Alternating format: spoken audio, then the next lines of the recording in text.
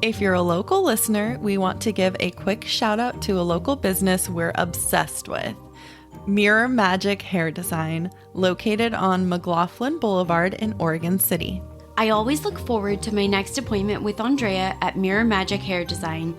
She's the owner, and not only is she incredibly personable and funny, she has poured herself into ensuring that Mirror Magic has nice decor, professional hair products, offers fantastic cuts and color, and ultimately that all of her clients are truly happy. They offer a wide array of services, so check them out. She does incredible work, and without a doubt, the amazing results always make my day. Call to schedule at 503-650-0550. You can also find their contact info in our show notes.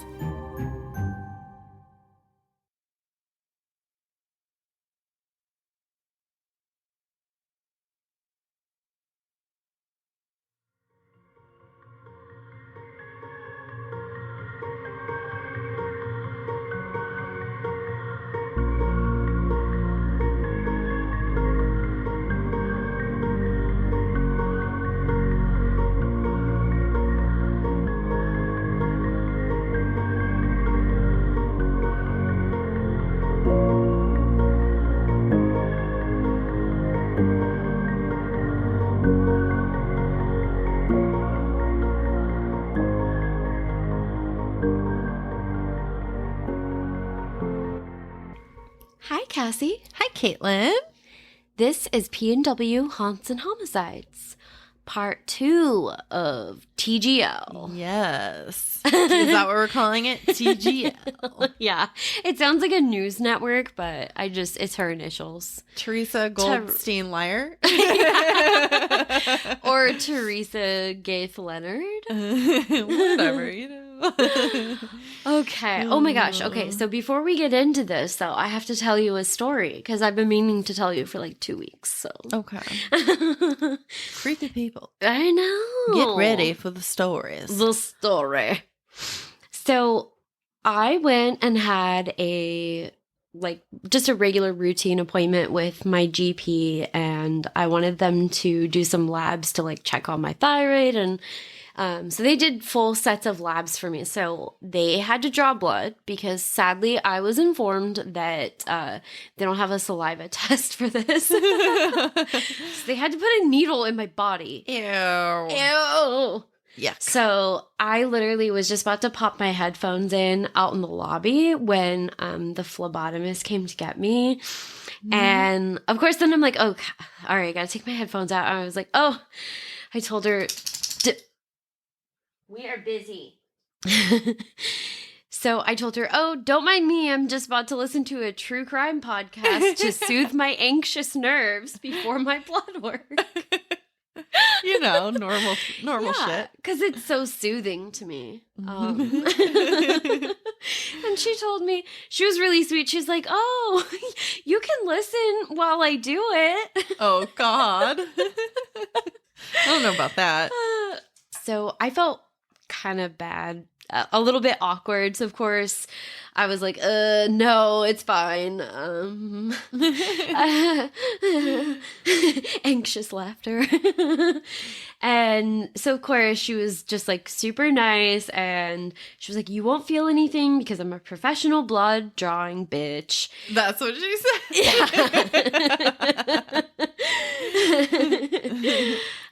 No, but she was really nice. She just was like, it'll be really quick. And she started talking to me because, they're always trying to distract you when you have to do the blood draw. And she's like, yeah, I like it. I'm like, yeah, please talk to me. I'm literally sitting there. I was squinting my eyes so hard that when I opened them after I was done, I couldn't see for a second. I just had bright white spots. It looks like I was stepping into the light. That's so funny. I just turn my head and they're always like, do you get sick? And I'm like, no, I just don't like to look. And also just don't tell me when you're going to do it. Just freaking do it. I just get so anxious. I don't like it.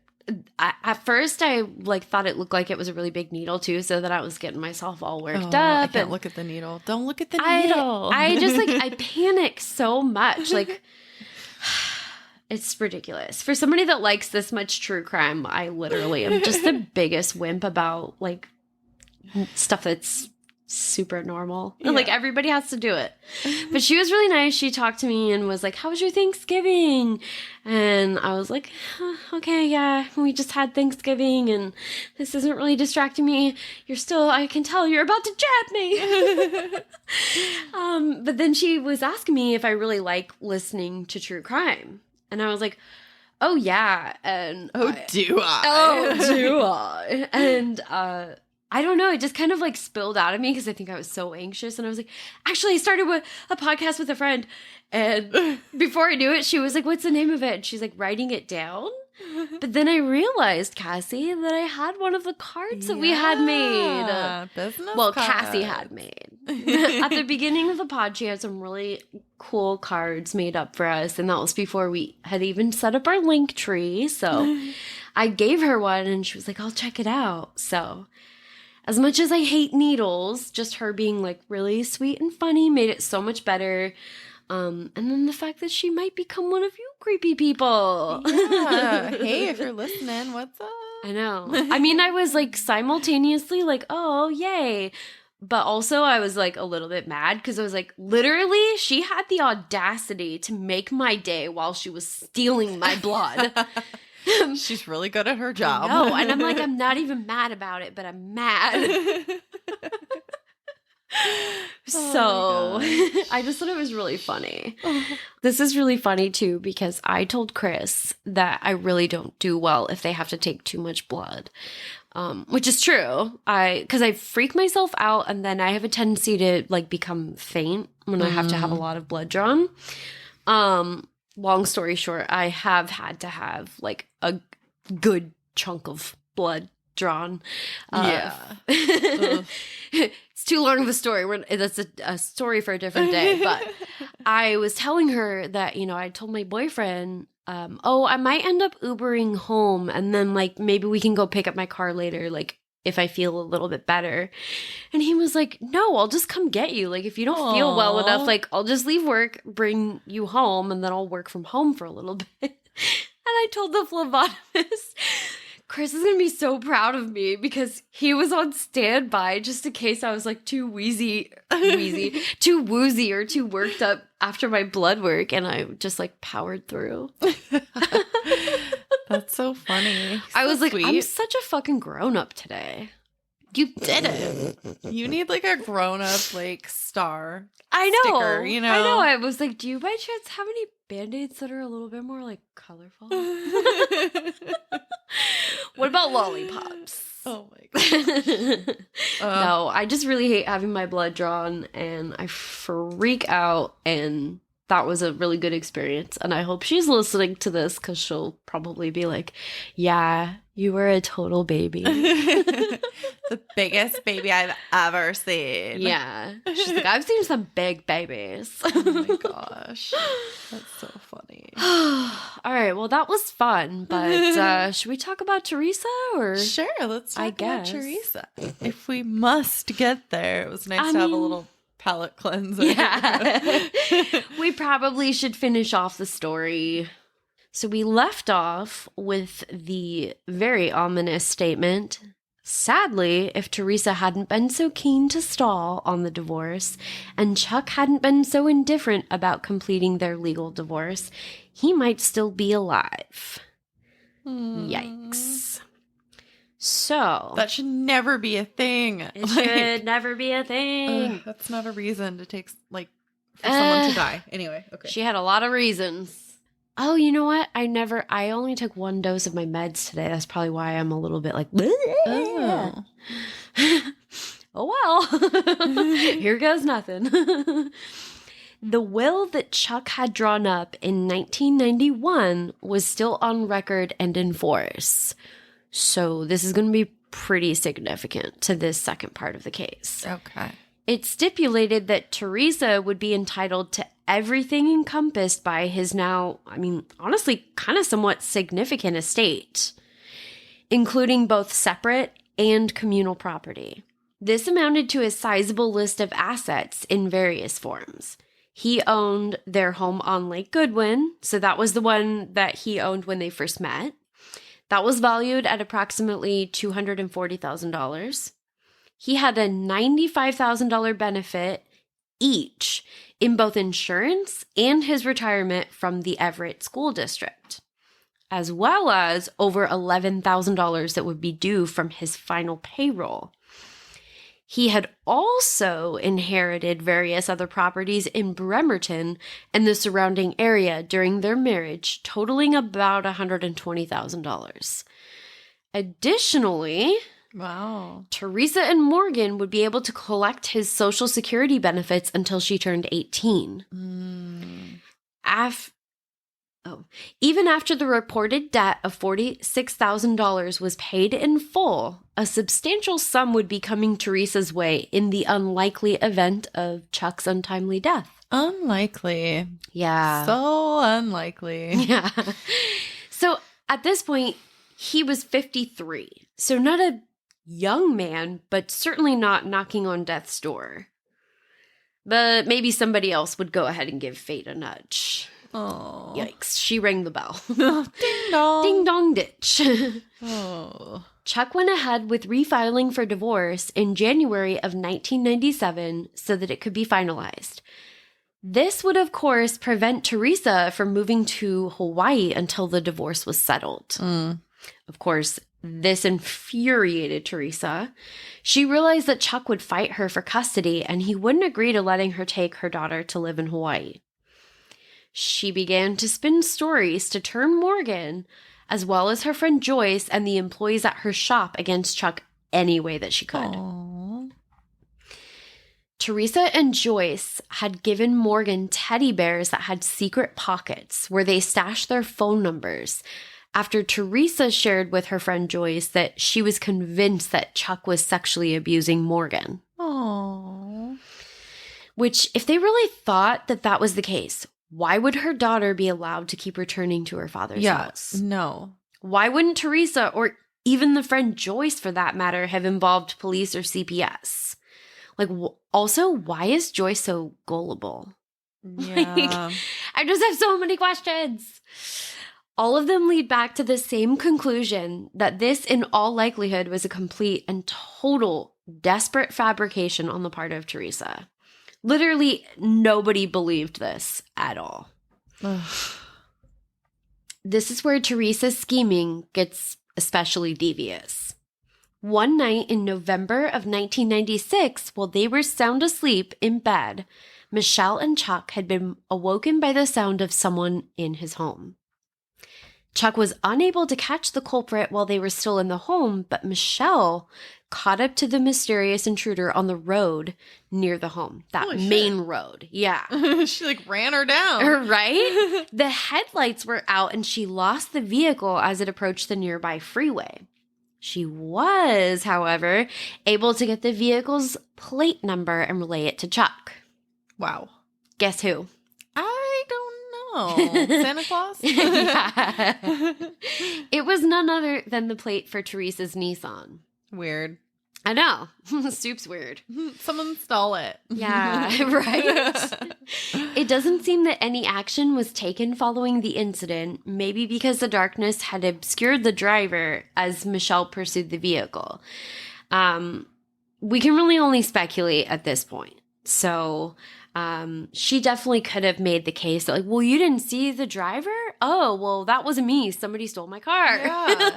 She would have. Yeah. Or, oh, I lent it to a friend, but I don't. Whatever. Mm-hmm. Teresa, you're just so full of it. If nothing else had happened, maybe I could understand how he was able to write this off. Unfortunately, Chuck awoke to someone in his bedroom as he and Michelle slept just a couple months later in January of 1997. Ooh, that is so creepy. Like, It's so ew. creepy. Ugh. So, dazed after waking suddenly, the figure disappeared as he tried to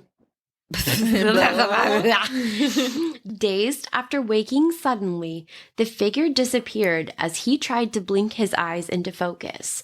So, it's like one of those things where you wake up in the middle of the night and you're a little bit, like out of it. Yeah. Apparently he decided it could have simply been a dream. It was a ghost. But like, it's happened before, Chuck, and you know it was Teresa, even if you Yeah. can't prove it. You can smell it. Yeah. Even after all of this, he still never locked his doors and even kept the cat doors operational for his 5 cats. I mean, as a pet lover, oh, I know. As a pet lover, I get it, but fun fact, I'm wearing cat socks you are. and a cat shirt. You were all about the cats today. Well, we recorded with True Crime Cat Lawyer, so I had to wear all my cat stuff, Yeah. which you By the guys will time- already have that episode. But yeah. That's true. Oh, I miss Elise. So, what? Are you gonna, say what she was doing in the house? I mean, here's the thing. We kind of don't really know. Other than just, skulking around and being a creep, I don't know if there was any purpose. I literally picture her, snooping around in the girls' stuff and then just, standing at the end of the bed staring at them. Yeah. So creepy. It's real creepy. On February 20th of 1997, police reported to a call where a man is found dead on arrival. Chuck had been found half naked with a chainsaw on the stairs inside his front gate. What? On the face of things, it sounds really weird. We'll kind of get to it a little bit. It's kind of bizarre. Okay. Because you're thinking, well, okay, we'll get to it. A teacher at North Middle School, where Chuck worked, had come to check on him when he hadn't shown up to work or even called to arrange for a substitute. So obviously, as a passionate educator and support worker for children, this was just not like Chuck. Teresa had also reportedly called the school that day looking for him, which was unusual because they're getting a divorce. That poor man who showed up just to find his friend of nearly 2 decades dead outside his home. Aww. I feel so bad for him. But walking up on that, oh my God. With Can the you chainsaw, imagine? Well, okay, so I started to say, it sounds like he was killed with a chainsaw. We'll explain what actually happened a little bit better in his death. It's not as gruesome as being, cut up with a chainsaw. Okay. Thank God. But, yeah. Ugh. Teresa and Chuck were embroiled in bitter divorce proceedings at the time of his murder, but there were bigger concerns for those first responding to the scene. There was initially some concern that Morgan may have been with her father at the time and inside the home. Oh my gosh, that poor girl. Yeah. Thankfully, Chuck and Teresa's young daughter was not present when he was killed, despite it having been a date that she typically would have been in his custody. Okay. Oh, weird. So the kid conveniently isn't there when she typically would be, and now Chuck is dead. Huh. Yeah, I was thinking the same thing. Yeah. You're like, what? It's a little too convenient. I think so. As the early evaluation of the crime scene indicated, he had been shot inside the home. This was certainly a blessing, but I'm just saying it's definitely suspicious.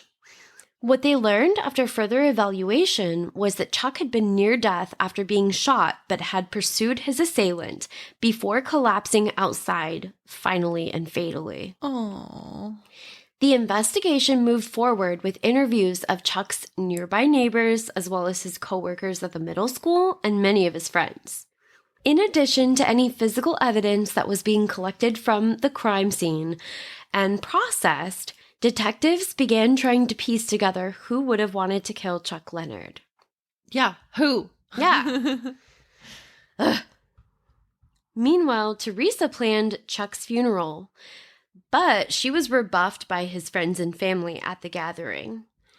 She behaved dramatically and as though she was intoxicated throughout. Oh.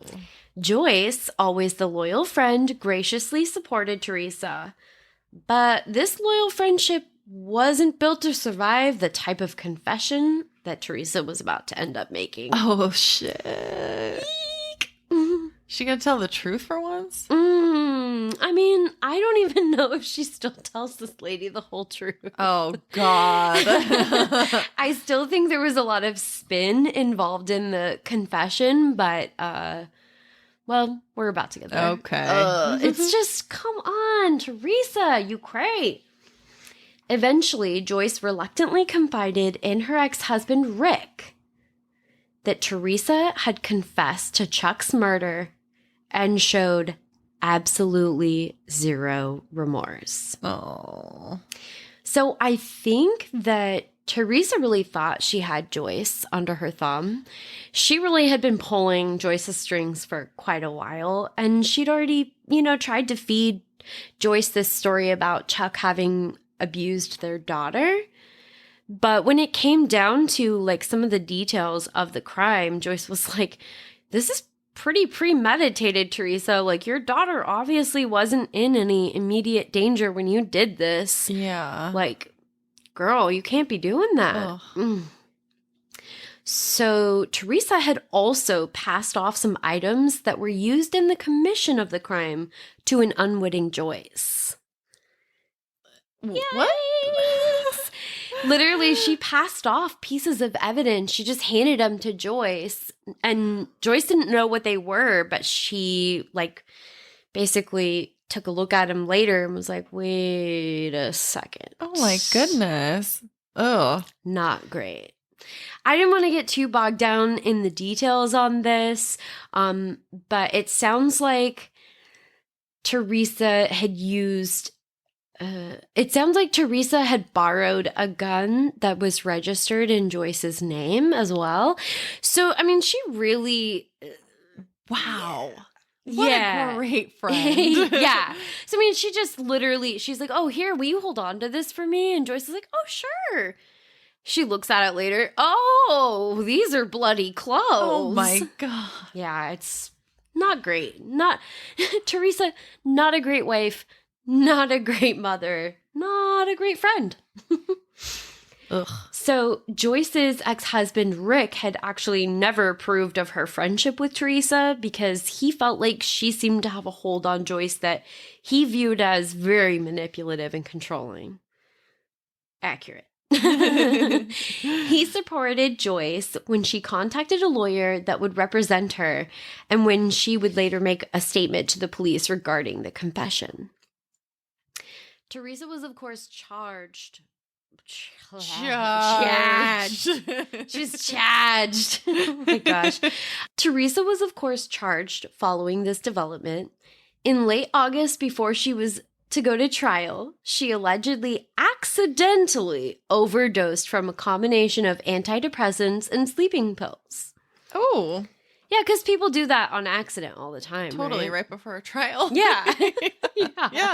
Yeah. I mean, I was just going to say, it was basically just last week where I was about to go to trial for killing my ex-husband. And, I mixed up which pill was which and I took too many. And I mean, it can happen to anybody. Yeah. Totally. Totally relatable. That's the word I was trying to say. So relatable. Yeah. Following this incident, her high-profile lawyer contended the overdose was completely accidental rather than a suicide attempt, but she did in fact nearly die. He stated doctors were evaluating whether serious damage to her brain had occurred that would prevent her from being able to stand trial in the following months due to permanent memory loss. The prosecutor... Okay. Permanent memory loss. Yeah. I know that would be pretty convenient, right? Oh my God. Just so relatable. Yeah. And it's just that one area. I don't remember any of the murder, but everything else I remember. Yeah. Well, I mean, I don't know. It's just, come on. How much of this are we supposed to come up for? That's just ridiculous. I'm curious, did she remember, her life, or was it literally just that stuff? Oh, okay, so okay. Or do you go into that? So the lawyer basically said the doctors are evaluating whether there might be. Oh, okay. Yeah. So it was like, we don't even know if she does or doesn't. Okay. And the prosecutor, however, contended that it had clearly been intentional.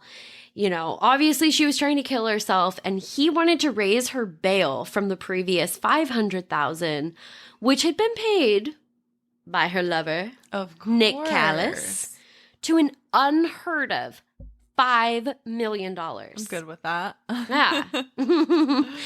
Her trial was to take place in October. So the judge ultimately believed that she would be fit for trial. He was like, I'm not buying that. If the doctors say different, go ahead and let me know. Send me a memo, an email, a voicemail. So he basically believed, yeah, she'll totally be good to go for trial, but this is basically just an episode that was an unfortunate accident. I mean, okay. I don't buy it, but sure. He declined to decrease her bail. He did, however, stipulate that she must avoid alcohol and continue both her psychiatric and medical treatment. And he specifically noted that her doctors were to coordinate her medications to avoid a repeat. So any doctor that was attending to her care, they all needed to be in communication so that there wasn't any possibility of there being another interaction or overdose. Yeah. So he didn't come up for everything. He was like, yeah, I think she's going to be fit for trial. I don't think she actually tried to kill herself. I'm not going to, increase the bail, but I do have some conditions. Yeah. I mean, he kind of split the difference. Yeah, I agree. Totally. We've got another promo roll that we are really excited to share today. Hi, I'm Grant. And I'm Erica. And we're the hosts of From Crime to Crime, a weekly true crime podcast that covers a wide range of crimes, including unsolved murders, serial killers, prison breaks, skyjackings, missing persons, and John and Jane Does. So don't forget to join us every Wednesday for a brand new or sometimes old case. You can find From Crime to Crime on Apple, Amazon, Spotify, or wherever you listen to your podcasts.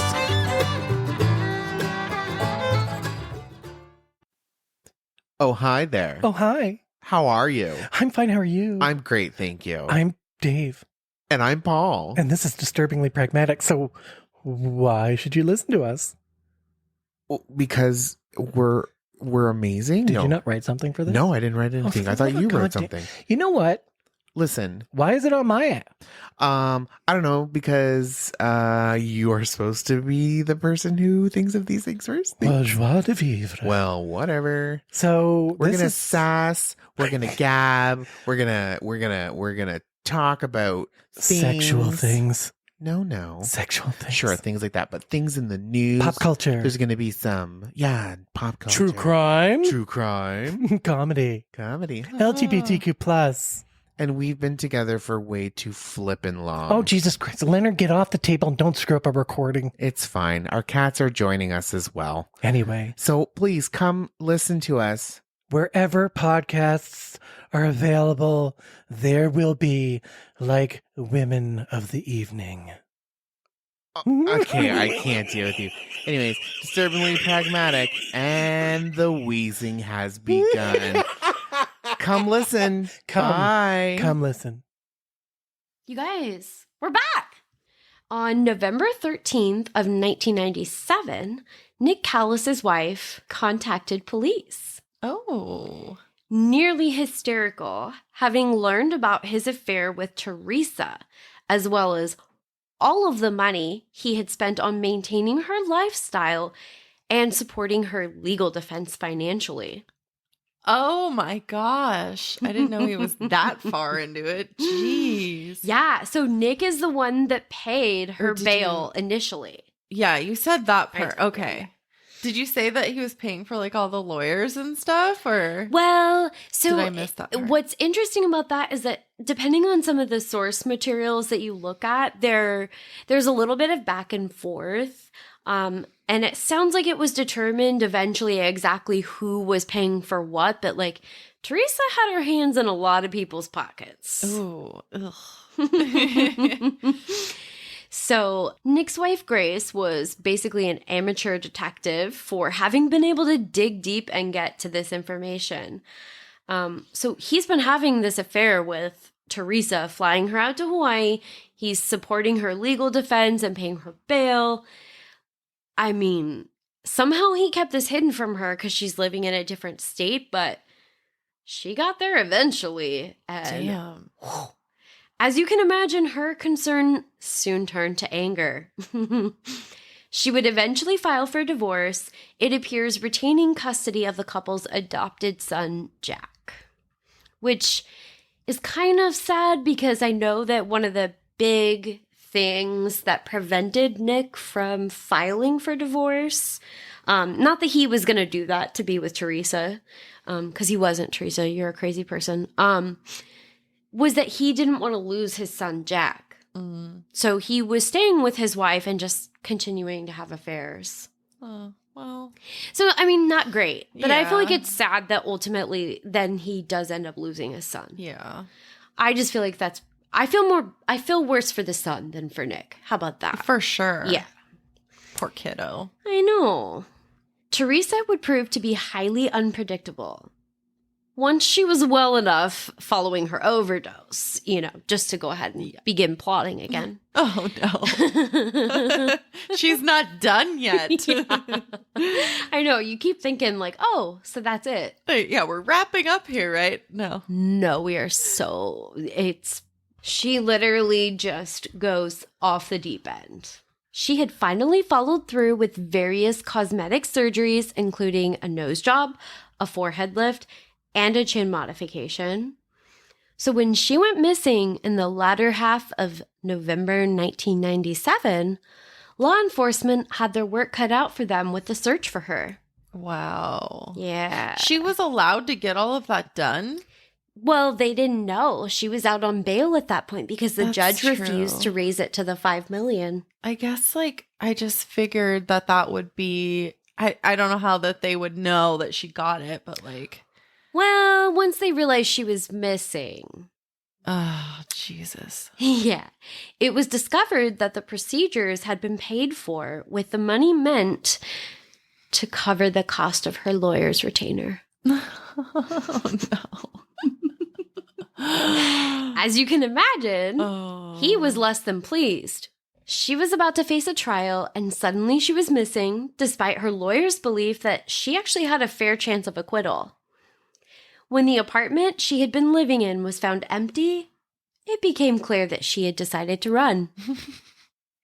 Nick Callis looked to be out $500,000, and his marriage had since imploded following his wife's discovery of the relationship with Teresa and his spending related to her. Yeah, that would be... Oh, my God. Yeah.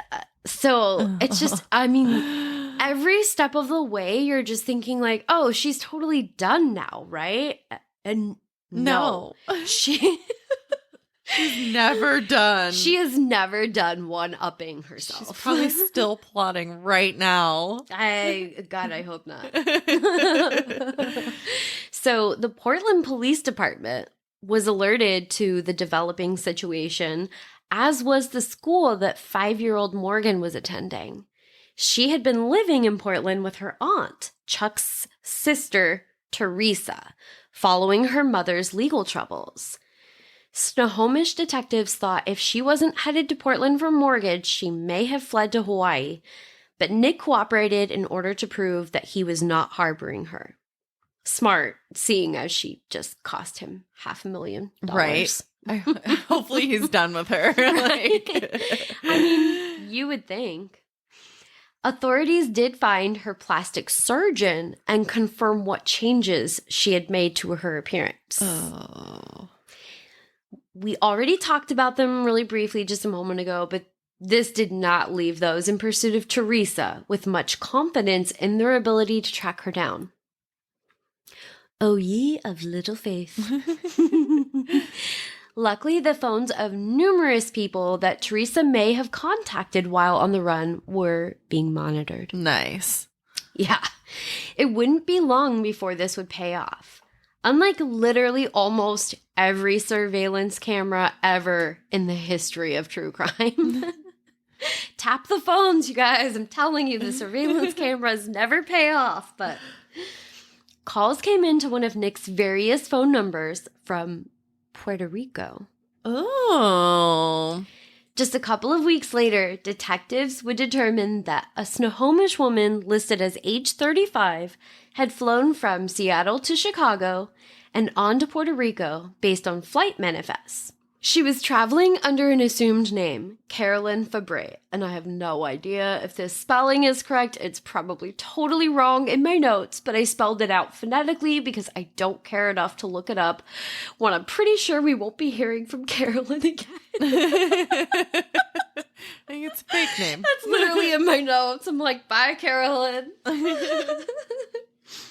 This was one of Teresa's friends who would later discover her ID missing. Oh. She literally was talking to detectives, and that is when, in that moment, is when she realized, oh shit, my ID is missing. I wonder what happened. Oh my, yeah, I wonder what happened to it. Wow. Still, even knowing that Teresa was probably in Puerto Rico now didn't mean they had her in their grasp just yet. The main concern was that Puerto Rico may not be her final destination. Luckily, there was no need to worry. Teresa would end up being arrested at a San Juan hospital following another suicide attempt. Jeez, woman. Well, apparently spending the holidays alone, abroad, and on the run had her feeling pretty down. Well, you know, she did it to herself. Yeah. I mean, it's always sad when somebody feels like that's their only option, but Yeah. I really don't feel bad for Teresa here. When you murder someone, I think it's okay to not feel bad Yeah. for you wanting to kill yourself. Like, I don't care about you, Teresa. You're a jerk. At this point, she had not just burned all of her bridges, she had reduced them to little more than something akin to radioactive ash. The FBI was informed that she was being held at a Catalina hospital by the San Juan Police Department. Catalina wine mixer. That's exactly what I thought of. Pow. Pow. Is he saying pow? Is your friend okay? Oh, God. I'm going to watch that tonight. All right. When she was well enough to leave the hospital, she was transported to a women's prison where she befriended the warden's wife while awaiting extradition. Why does she keep making friends? I don't know. This woman was like, she literally didn't even believe that Teresa could be guilty. And she felt so bad because apparently the food, I don't know if it was just because it was spicy or what, but Teresa was like really, really thin. So the warden's wife would cook meals for her and bring them to her. So she didn't eat prison food. Like the warden's wife like cooked for her. I don't know why that pisses me off. It makes me so bad. angry. See, and I just like literally I go nonverbal whenever you're like, and then is that it? And I'm like, oh God, it just keeps getting worse. This wasn't as straightforward as it would be nowadays, at least on the surface, in terms of extradition. Okay. This was due in large part to the fact that her identity needed to be verified. Following her plastic surgery, her physical appearance was very much, well, altered. If she didn't... Yeah, I mean, it's like, she had like multiple cosmetic surgeries to her face, so she doesn't really look like herself anymore. Do you have photos? I didn't pull up photos of her from following the plastic surgery. I will probably upload some for the case. Yeah. I think we should look at it. I want to see before and after. Yeah, for sure. I know. I was like, ooh, that's interesting. I was so far down in my notes by the time that I realized that, oh my God, like, I don't think any of the photos that I looked at of her are like from during the trial. It's like, she probably looks nothing like that person. Yeah. Freaky. Ugh. It's like Face Off. It's like the, what is that ugly duckling show? What was that? The Swan? That's the saddest. The Swan show. Isn't that Yeah. so fucked? I Yeah. can't believe I that don't was like a it. thing. Like, What? Yeah. Why did we? No. It's disgusting. Anyway. Yeah, it's not super cool, guys. If she didn't fight against extradition, Nick Callis might be able to recoup some of the money he put up for her bail after subtracting the cost of locating and then eventually transporting her home. They're like, well, you usually pay for her airfare, right? Yeah, right. In the end, authorities were able to provide the requisite verification. And oddly, she wouldn't fight extradition or do anything else off the wall, which is super not like Teresa, but also a huge relief. She's probably tired. Yeah. She's like, look, I've spent a lot of time in the hospital in the last few months. Like, it's been a real bummer time. I'm just like kind of ready to go home. Yeah. And I don't know, maybe she thought she could still talk her way out of this even after this ridiculousness. She ran out of ideas and schemes and plots. I mean, eventually, of course, right? So what's funny about this is she was actually really chatty with her escorts on the way back to the States. That is until literally any, even remotely probing questions were posed. And she clammed up real quick after that. So remember how we were talking about that ridiculous amount they wanted to increase her bail to? Yeah. Upon her return, the $5 million bail was enforced. Weird. Yeah, they're like, run. Yeah. They're like, I guess we have to like do something more serious. I think, why do we even have to increase the bail? Just remand her. Like, Yeah. I mean, can you not just revoke the bail? Come don't on, know. get it together. We need our lawyer friend to tell I know. us. I miss Louise. Teresa pled not guilty, but she was sentenced to 30 years for the murder of her estranged husband, Charles Leonard, or Chuck, as most people knew him. She had claimed at her trial in Snohomish that she was innocent by reason of insanity, which, I mean, girl, you made a pretty good case for being a crazy person. She but- insane for yeah. sure. but just not in the legal sense. It's not going to get you out of prison. Yeah. So it was stated that she was a battered woman and victim of childhood sexual abuse who acted only in defense of her child, who she believed was at risk in the same manner, but no one was buying it. I think mainly because she was viewed as a liar and a manipulator, especially after she jumped bail, royally fucking over Nick Callis and, let's be honest, a lot of other people along the way. Yeah. I'm sure the events that took place in Puerto Rico, if they were brought up in the trial, as I suspect, did nothing to bolster anyone's faith in her either. So if you flee and then, you attempt suicide again in a foreign country, probably people think like, I don't know, I'm kind of starting to think maybe she did it. Yeah. Not helpful. Yeah.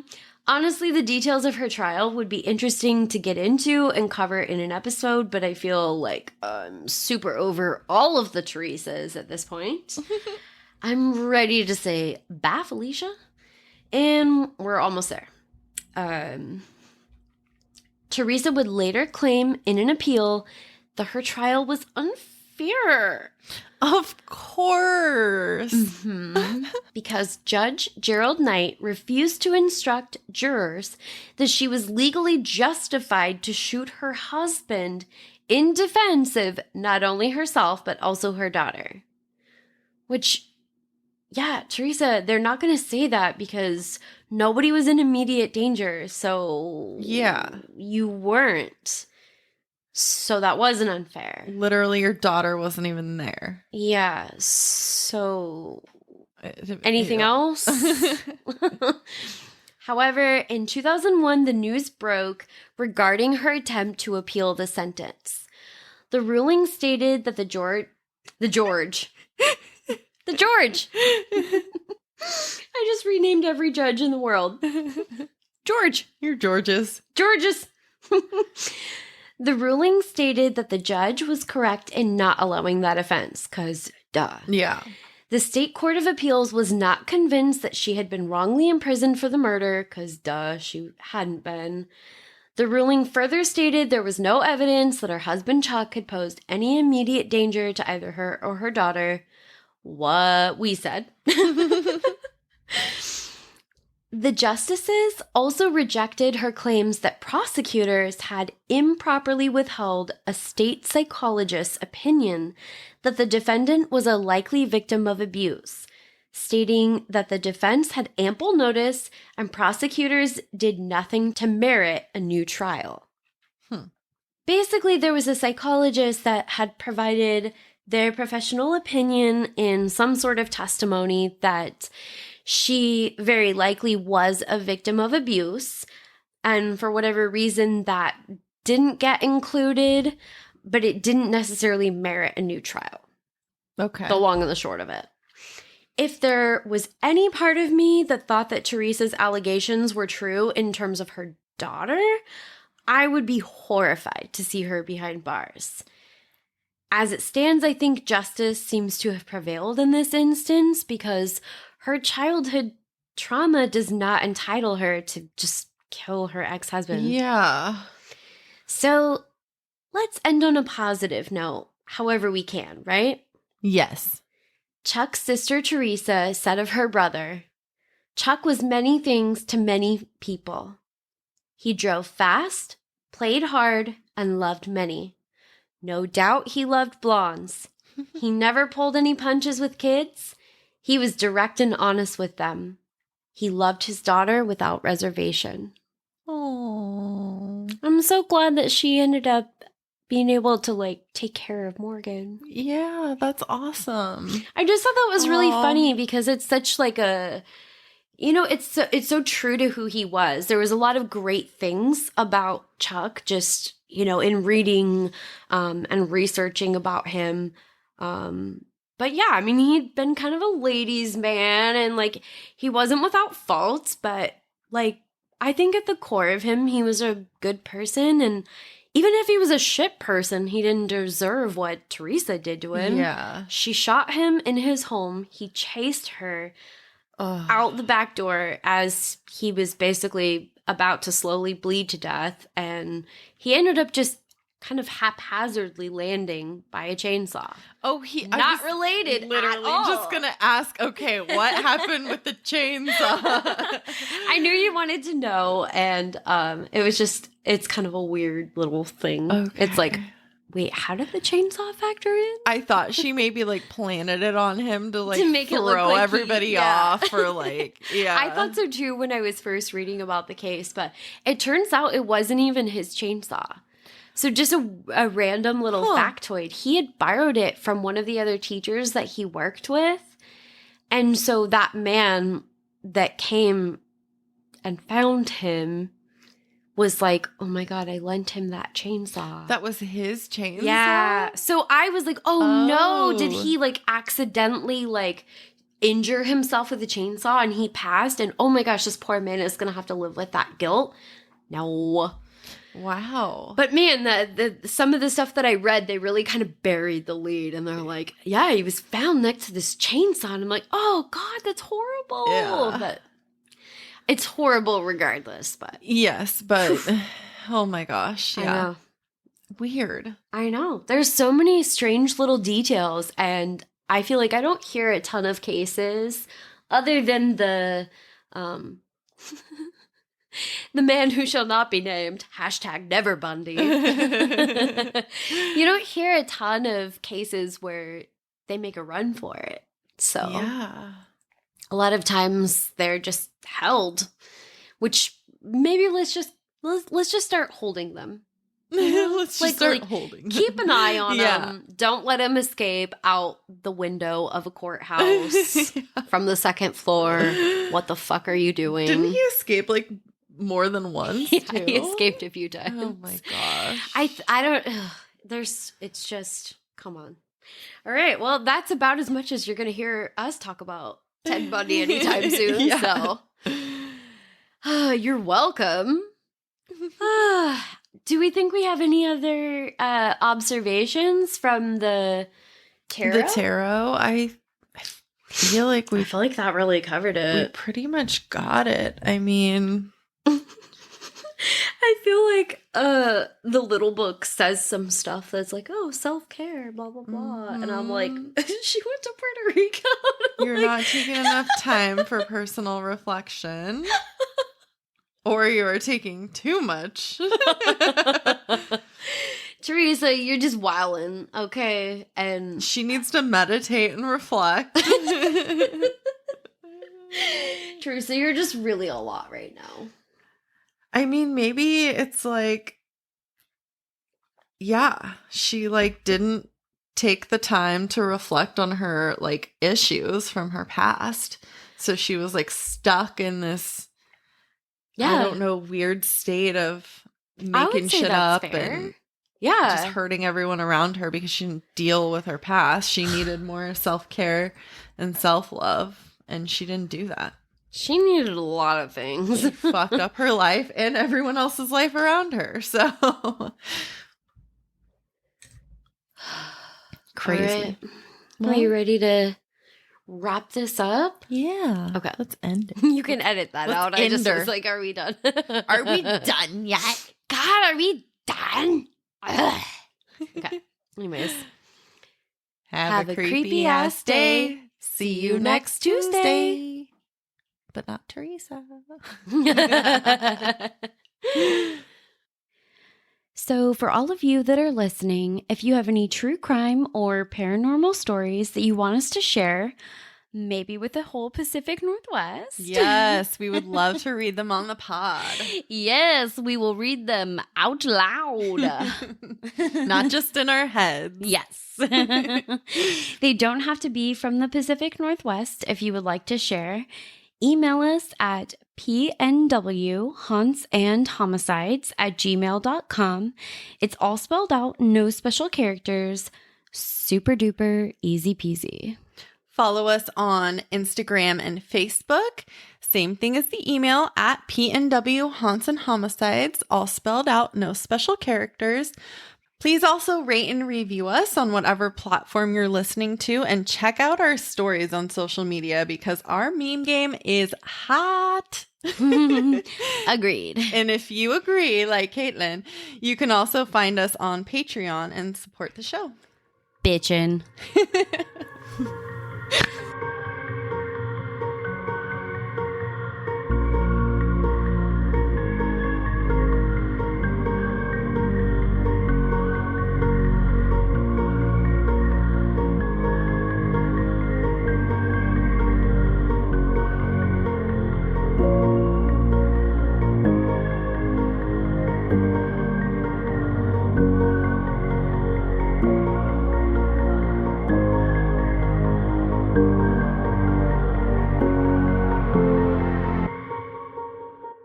As the early evaluation of the crime scene indicated, he had been shot inside the home.